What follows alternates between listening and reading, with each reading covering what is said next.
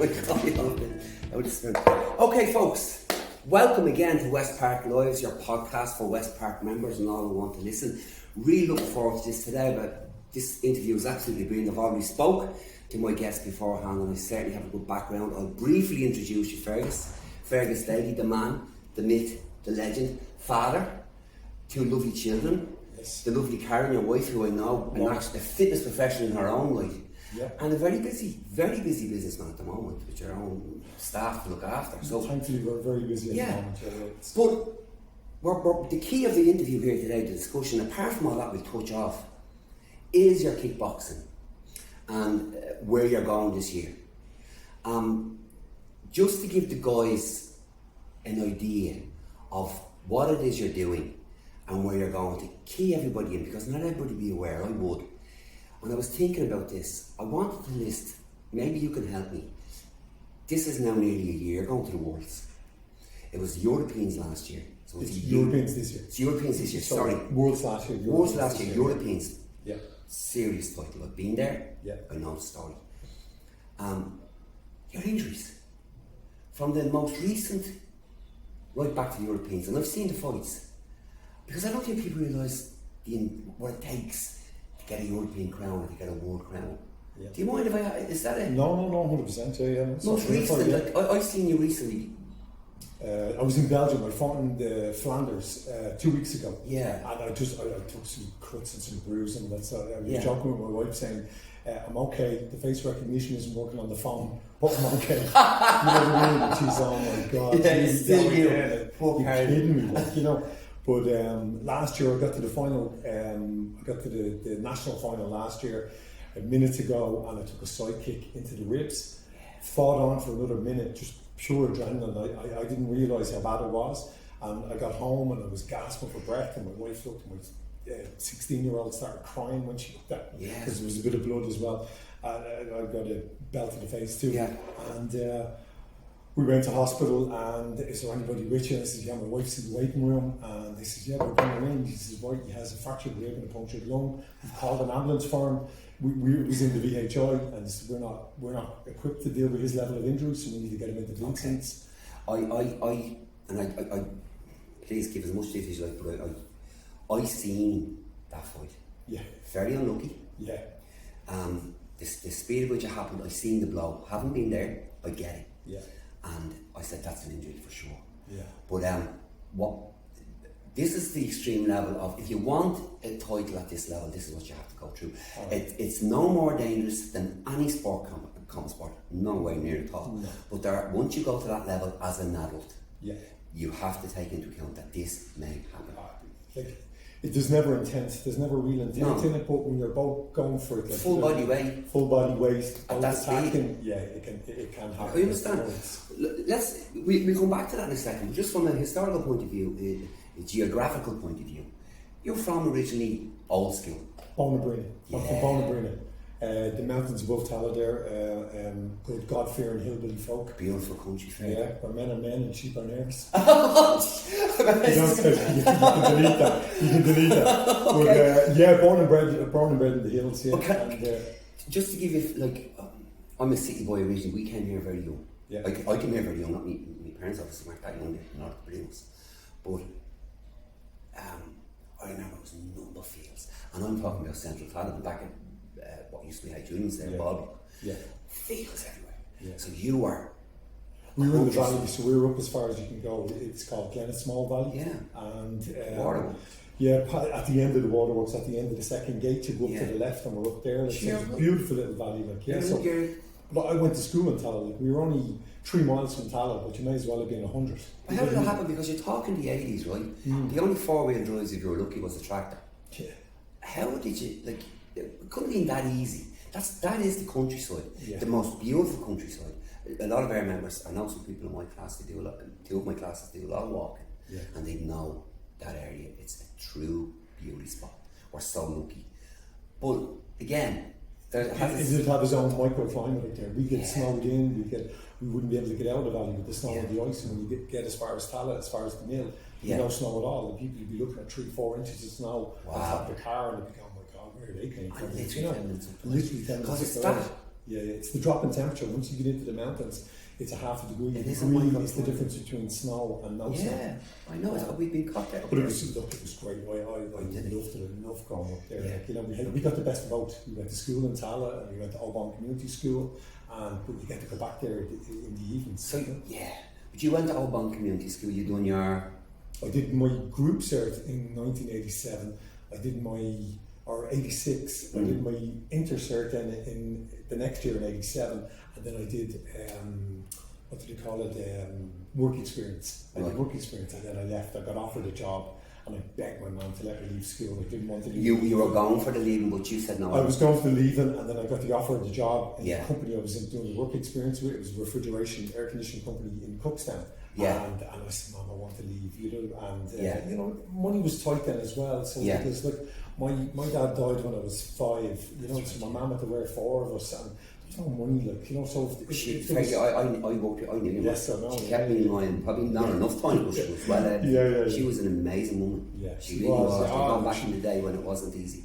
Well, my mum, she would have been 40 when my dad passed. He Yeah. died. He got cancer at 42. And Yeah. they gave him 6 months to live. He died in 6 weeks. Like, you know, never knew he was gone. She never told him. She said there was no point. He got so sick, so quick. Like, yeah, exactly.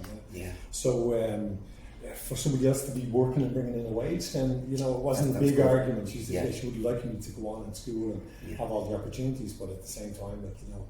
But you worked. I know refrigeration is where you went to initially, wasn't it? Yeah. Was it sales initially? Because I know that's big No, for you. stores. I started in the stores, warehouse, materials management. On the ground. Yeah, I've done a diploma at night time then it started in the College of Commerce and Art Mines, and then I finished it in Tala University, or Tala IT it was at the time. Yeah. I finished it there, and then at 27 then, I did that for 10 years, and at 27 I wanted to get a trade. I was desperate to get a trade, because back then, you know, I seen both my brothers off to the boat to England. Like, everybody emigrated, my brothers, my sisters. So I was the only one left home. Exactly. So I got the opportunity at 27, and I became a first year apprentice, and I saved my time 5 years as refrigeration air conditioning engineer. Wow. So now, and that led to where you are now. Then I went into sales. One of the lecturers in the college, I was only out of my time, I'd only done the phase 6. Yeah. And he rang me and he said, I have somebody looking for a sales guy. And he says, you have to give it the gab. And he said, I think you'd be great at it. Now, during this period, where was your martial arts journey also beginning? Yeah, I started at 14. There was a little club up in Bonnebrina, up in Glenasmall. There's a guy from Blessington. How did he karate. Okay. He started So it was a country folks. It was a country folks in karate. He was, look, I won't say the name, I think he's still around. Yeah. But yeah, mad as a box of frogs he was. He used to run over from British. He'd jog to the valley and train us and jog back. You know, I remember once I was 15 and he knocked me unconscious, we were sparring. And he told me that it was at his level, that you were saying injuries, that was the first one. And he said it was just because he was training at such a level, the minute I dropped my guard, he had to take it. Do you get that now? No, I don't. It's usually the higher the level, the more. Yeah, the higher the level, the more. I'd be mortified if I'd done that. You'd never do it. But it can happen now. But it can happen. Like that, you know. Well, I did that for, I'd say, 3 years, and I graded up to second green belt. And right. There was a good few. All the community up there did it. There's still some videos going around of one of the girls up there kicking me in the head, and she still carries that around on her phone. So it's not alien to you. No. And then, of course, I've seen you for we'd some good times together. We had some great times. Yeah, I've done the kung fu with you then in Tala, and Tiger Tail Broadsword. Yeah. We demoed that at some of the competitions. You did, yeah. I remember you doing the 2 swords at the basketball arena. That's right. In back to basics. That's going back. Yeah. And then a few of the competitions we used to do the sparring and enter into a few competitions. And then I went. I took a few years But you're out working there. now as well. Yeah, I was working flat out, and I had motorbikes as well. I used to get injured in motorbikes, and dislocated shoulder around the time I was with you, and it took a couple of operations to put it That's right. You I took was time out. a year out, with Yeah. physio to try and get it Yeah. right. So I took a bit out, and then I started in telemartial arts with Dave Heffernan and Mark Back. And that was great. I did that for a few years, really enjoyed that, and then another few years out through injuries, through life, through work, and you know, building a career, and family came along. And then I met Dave Heffernan at a wedding, I met him at a funeral. And I said, Dave, Jesus. It wasn't any of you were sparring with him. No, it wasn't. It wasn't martial arts related. Forgive me. But I said, Dave, Jesus, one of the biggest regrets I had was never doing the black belt. Never seen one of them through all the way between the kung fu with yourself or the kickboxing with the lads. And he said, look, you're as fit as I've ever seen. You know, he was doing circuit training with Shane Smith from State at the time in St. John's. And so we did that for 5 years, and we ran a marathon with him, and we done all the races, and it was fantastic. You never really, isn't it funny about martial arts, and I've come across it more times. If someone goes into it, if people come into it late, they can get something out of it. There's no doubt about it, particularly if they study the philosophical side or the softer side of the Dojis and the Cheat Kung. They really can get lots out of it because it requires a mature mind. But when you're in it young, when you're drawn to it young, such as I was and as you were, people always seem to find a way back. It seems to be always the default program for fitness. So you were still training, but martial arts was on the mind. But martial arts was in the back, and it was that, you know, that box I had to tick. And for me, it was it was not bragging rights, but it was just something about being a black belt. It meant a lot to me. Some people I know, there's certain forms of martial arts you can get within a couple of years, but the likes of kung fu, kickboxing, it can take 10 years. You know what I mean? And then you still might get if you're lucky. Exactly. You or even enough money. Exactly. Yeah. But where did I know about your work, and I know how busy you are because we spoke with you before. I met you a few times, and yourself and Karen at one of the interviews. Where did obviously work? It's a big role. Family's a big role. What was in the back of your mind that you said, right now, I'm going to go into a place where there's a chance a lot can happen. I could win, but a lot can happen. When did you decide that? Last year? I think it's because the girls, cause, as you say, Karen, my wife is a full-time gymnastics coach in all-bound gymnastics. And my daughter's Leah, the eldest one, she did it up to 15, competed at national level, really good. And then she does gym and that now. But Isabel, the younger one, she's still competing at national level and she's coaching. So everything is kind of settled down on a family front. Work was going really well. We were busy. I don't have a lot of time, but it was going well. So then I thought that was something I wanted. But does time have had to do it? When I decided I needed to do it, and this is really about you, but we have something in common. Time, work. Do we really have the time? You kind of force that, you make it happen, which is again extreme. A fella said to me years ago, if you want something done, ask the busiest guy in the committee, and he'll do it. He'll just take it on as another job, and saying like I start at 6 o'clock most mornings. And it's not always the best decision for us, but we do it, particularly the egos involved. Exactly. So you've done it, and your foot was last year your first Worlds? Last year, 2 years ago. 2 years ago, Turkey. So I qualified, won the nationals for the first time, qualified to represent Ireland. See, this is what. Sorry, Fergus. Go ahead. Yeah. No, and then I got to represent Ireland in Turkey. So I got to the quarterfinals. And then I got drawn against. We do points fighting. So it start stop. It's kind of a bit lighter. High skill. It's faster, technical, and a lot of chance for injury. But. Just as much chance for injury. Just as much chance, yeah. But on this one, there was a really high chance because I got drawn against the guy. He was a full contact fighter from Azerbaijan. Points in a full contact. And then he said, "Sure, throw myself in at this one as well to get an extra few." But what we forget is points. There's no control. You're allowed to go full in. Two guys are equally you know what I mean. It's not a problem. It's not a problem. So they didn't stop it. But the other thing about Europeans and Worlds, which is again, I'd like to air here for your sake and what you're doing, and certainly when I've done it. If you're going to a world champion, how many, say the Europeans are coming now, this is the Europeans only, how many countries? There's 50 countries, I think, in Europe, so there could be 40 entries. There could be 40 entries from different countries in Europe. That's a title. Yeah. That's a title. You got to fight today, you got to fight tomorrow. Yeah. If you're lucky, then you'll fight the next day, sore or not. Yeah. That's a title. Or you can sacrifice a year of your life, train 7 days a week, some days twice a day, and it's all for 4 minutes. If you can get knocked out in the first round, and then the whole thing is 4 minutes. I've seen it happen, and it's that soul strong. I know. I have seen it happen to guys. I've seen people in tears, and I totally understand. And you get it, especially if you feel it didn't go your way, or if you could have done more, and that's. I think that's the biggest fear is the fear of failure, or the fear of not performing to your best, not giving a good doing shot. all that, and then bottling it on the day, or letting Yeah. nerves get the better of you. And as you know, nerves sometimes suck you through the mats. Like you can lose the power in your legs. You know what I mean? Just till you get going. Totally. But like in your day job, you've such a high profile job, and you're dealing with people all the time. Yeah. Surely you have techniques that pass over. Oh yeah, I'm learning. I'm getting You manage better, I do. how many people? I've 25 staff. Right, that's my business. Yeah, and people work is messy. Yeah, and we're doing installations, and I'm dealing with consultant engineers, with architects, and with builders, and you're managing men is kind of difficult as well, and with office staff, and so you're like service manager, contracts manager, installation, sales. You're responsible for all the sales, and you know. And then there's the HR side of that. The HR side. But you can't be so careful. Yeah.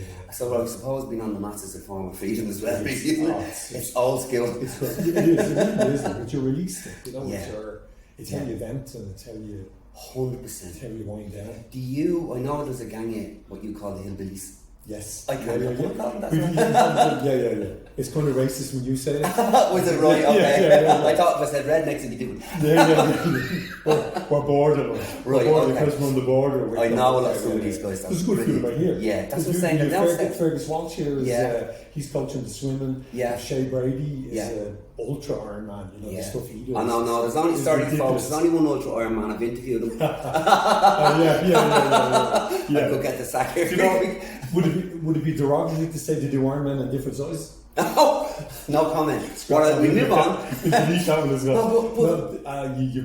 Paul Cook as well does it, and then you've John Lee. Someone every day. You base, and again back in the day, I'm going back to the 80s, and when you done martial arts, it was school halls, it was fields, it was parish centres, it was wherever you could do it. When we competed, there were no mats. Yeah. It was concrete floors, wooden floors. The floor would hurt you as much as the opponent. Probably more if you fell, smack the elbow.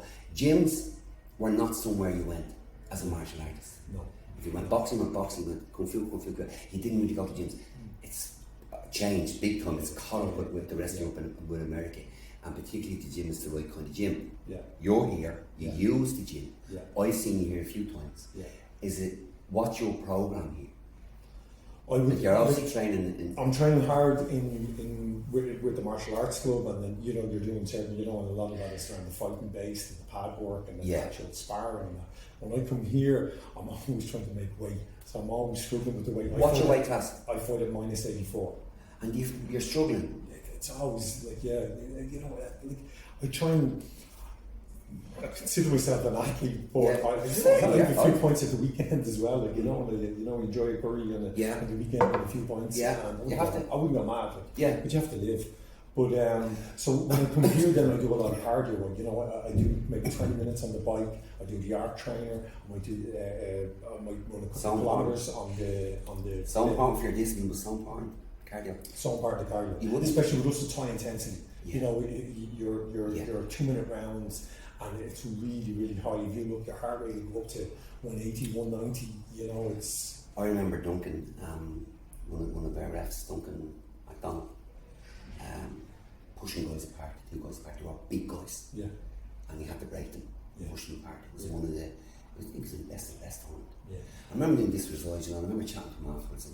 Someone who was competing. He says, I'm pushing them apart. He says, they're hard. He said, they're beating so fast. He said, I want to go. Listen. And all they want to do is get back at each other. Yeah. I said, before you know it, it's Northern. It's over.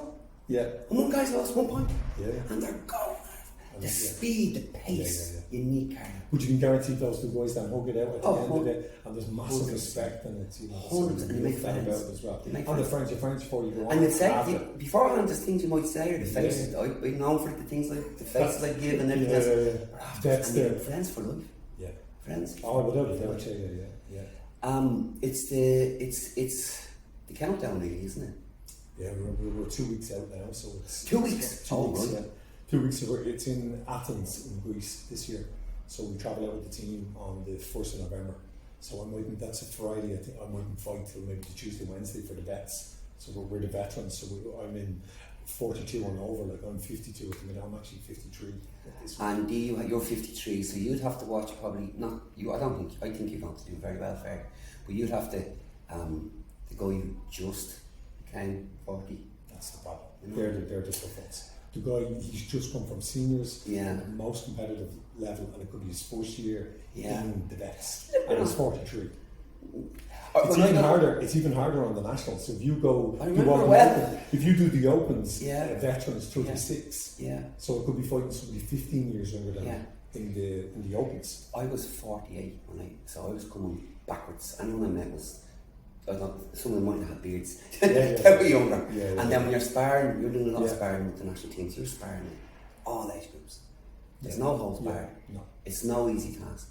We're lucky. I'm very lucky in that respect. We've a lot of champions up there. You know, so you got I was talking to one of your boys a while ago. With Jodie Brown, who's here as well, and she's probably the most decorated female. One of the most decorated female fighters. So I get to spar all them. Yeah. And she's like this. I don't know.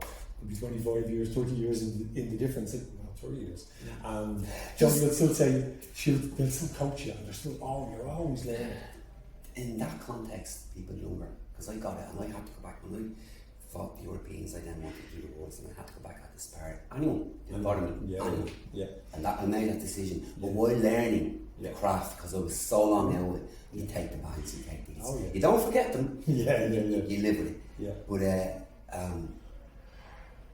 I remember going home to family and comments and chats, particularly with your partner, particularly with Karen, particularly with Jackie, like the why and what for, and I totally support you when I understand why.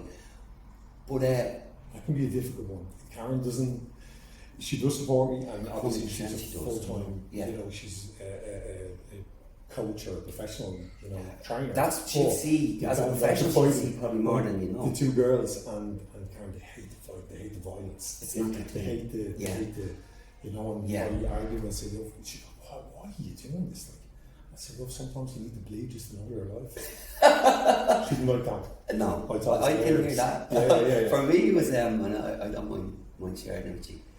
I wanted to just test all the stuff that I had been living for so long. But after the first fight, I tell you very quickly, and I'm sure you have an experience like this. I'm sitting on the stairs, and it was a kitchen sink job. It was kickboxing my neck. It was with Michael's person, and they were beating me up and down the mats, and I won bloody and everything else. And Jackie says, she's down the stairs, she's like this little boy with a hood on sitting there, and she says, we don't have to continue. I said, I know. She says, and she said, Exactly. You have to test yourself. You have to push yourself. And I keep saying, you'd be a long time dead. And the people that you lose along the way, not to get morbid or anything about it, but the people who don't get the chance to do what we do. That's where the chance to put yourself out there. And for me, like I qualified for the Irish team at the first time for 50 years of age. And that's a box. I never thought I'd get the tick in my life to wear the Ireland gear, travel with Team Ireland, and for me it was just magic. There's a sense of gratitude, isn't there? Oh, it's like you do the talk, you do the walk, and you say what needs to be said. But sometimes you sit back and go, "Oh my God, I'm so lucky."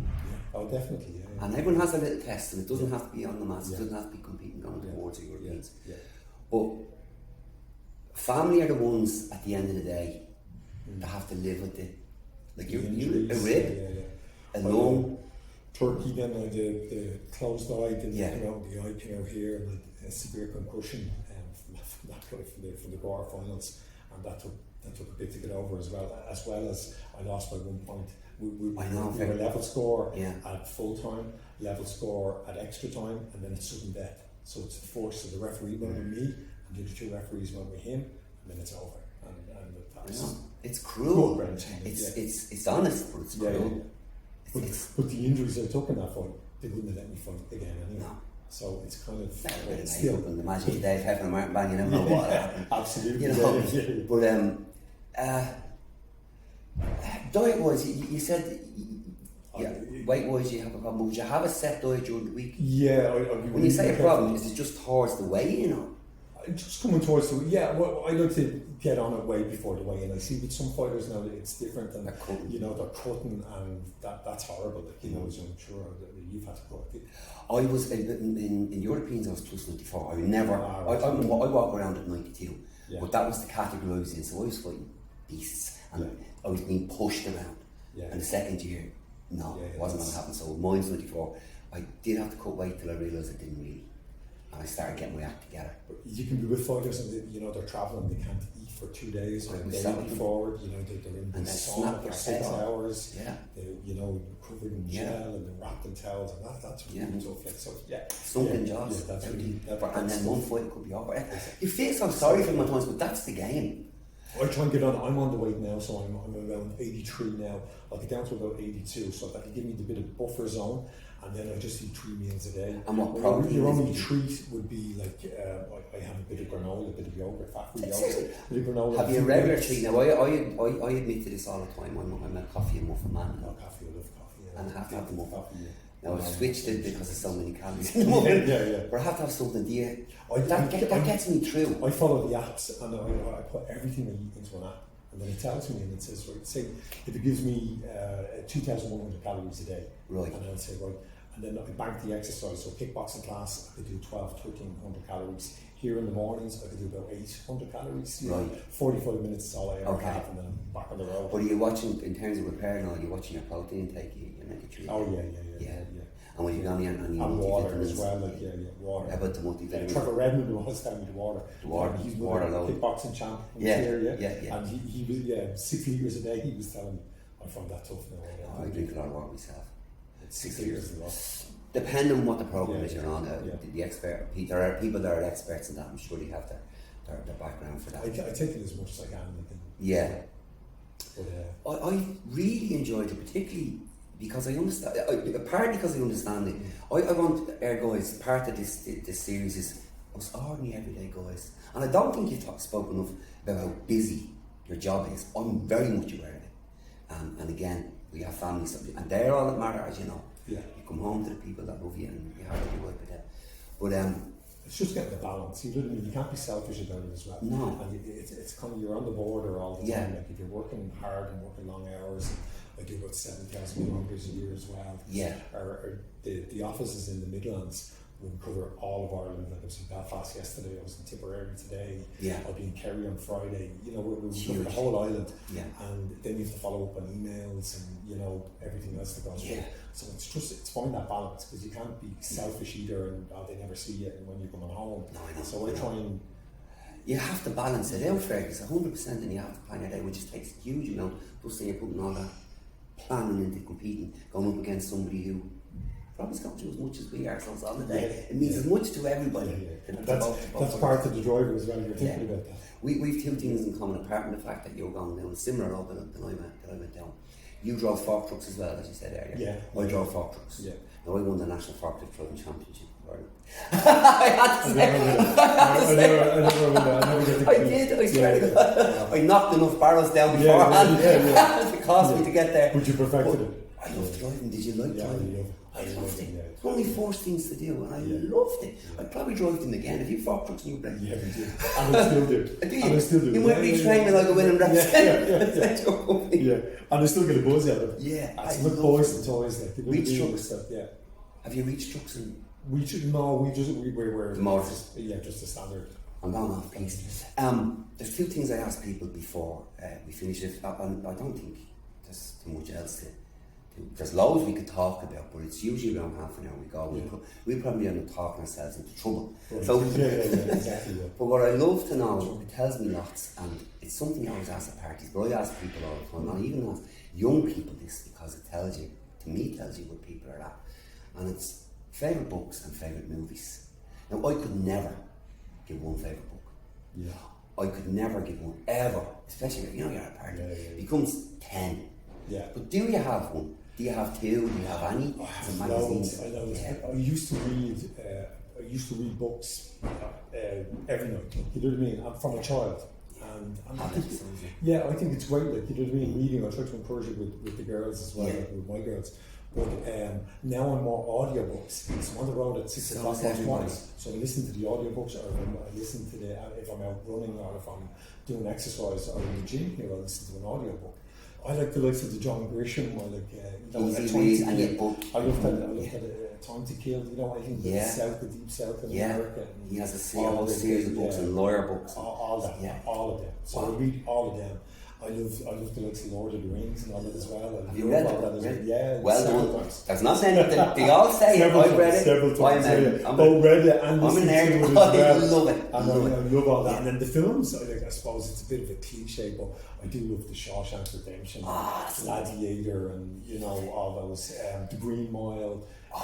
Top end. Yeah, Da Vinci Code. I love that. Very good. Those books are A great. good movie. Yeah. If you were recommending one movie for anyone to watch tonight, If you haven't seen The Green Mile, you gotta see it. classic. Gotta see it. And the book is even better. Yeah. The books are always, I find most of the cases, the book is better than the film. Always. So I always try to read the book first. Yeah. And then watch the film. So do I. Particularly with Stephen King. Yeah. He's Green Mile, isn't he? Yeah, it is. Very good. Brilliant. Yeah, Really thanks, good. Dean. Yeah, no, it's a bit my pleasure. Thanks for coming down. You'll have a great bit of laugh, and I'm sure your gang and Kevin will have a good laugh. Yeah, at this. But you're going to delete the mini me thing, right? the mini me's out. Yeah, the mini No. Yeah. Really love Oh, it. Really geez, love the thanks fair. very Best of luck there, and I know I'm going to see you beforehand. Thank you. That's it. I've been pulling this off. And sorry, no, I'm always doing this. Thanks, folks. It's the second time to do it. Really enjoyed that chat with Fergus. There's another great one coming up soon. You'll know when you know. It won't be that far away. Keep safe. Keep training. God bless you.